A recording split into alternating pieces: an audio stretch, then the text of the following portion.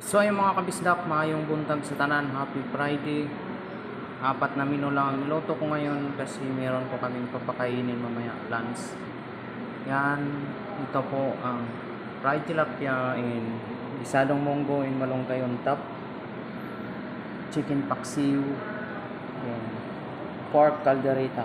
So good na yan at okay na kayo. Yun. Yun. Yan. Okay kaayo, lami kaayo. So yung mga kabisdak, tapos na kami magluto. So yan, mag-aantay na lang kami ng customer at short order mamaya. Tsaka yun, ang papakainin namin mamaya. 40 person sila dyan.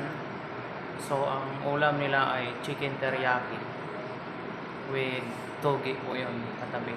So yan. So magre-ready na kami uli sa likod at magluto pa ako uli. One love mga kabisdak. God bless you all. Yung ginagawa ni Anthony, busy siya ngayon.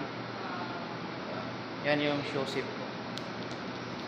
Yan. Good na siya.